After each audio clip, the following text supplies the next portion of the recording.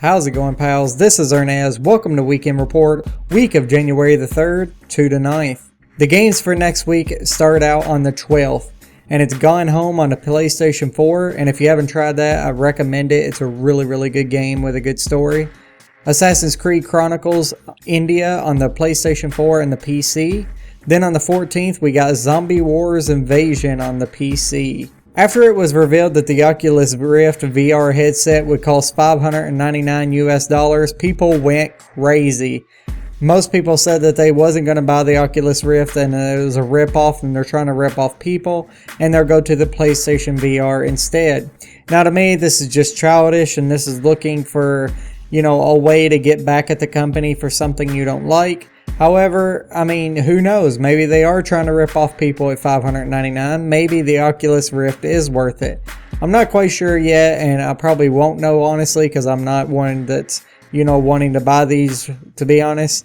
But the PlayStation VR is also rumored to release at $399, which is $299 difference. But, you gotta ask yourself, will the PlayStation VR be even worth $399? Will it be worth $599? That's something that no one knows. And I think just because a price point is set doesn't mean that it won't be worth the money. You may not have that kind of money to shell out, but save up. If you can afford $399 for the PlayStation VR, you could get up $200 extra dollars. But, that's just my opinion. But one might, wonder how much is this going to affect the sales for the Oculus Rift and the PlayStation VR? How many people is actually going to, use their word and actually buy the PlayStation VR instead of the Oculus Rift? So this is just sad. London police confirmed that the voice actress Saia Blake, who voiced the character Yugiri in Final Fantasy XIV Heaven's Sword, was found dead in her home. To make things worse, her two children, ages 8 and 4, were also found with her as well. She was reported missing last month, and after a police investigation this week, there were signs that someone attempted to hide the bodies. Blake was 43 at the time. So rest in peace to all of them, and I can't imagine anything like this, so, there isn't much that you could say about a scenario like this, but I'm sure she'll be missed in the community and, all around. Red Barrels released the first teaser image for Outlast 2. The first of the series, which is a horror game that became very popular very fast, took place in an insane asylum. However, for 2, they said they were going for a new setting.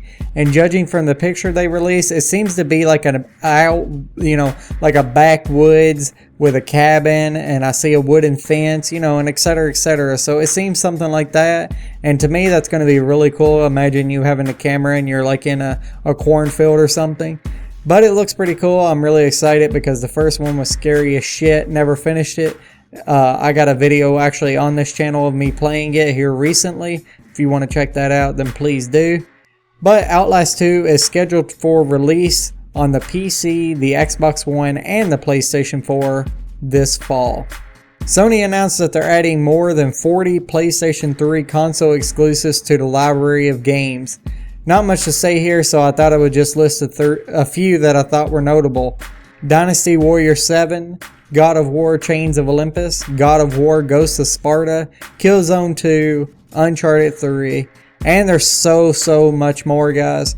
If y'all want to know what they are, then I can leave a link in the description if I don't forget. If you need a link, then write it out in the comments and then I'll be sure to add one because I'll probably forget.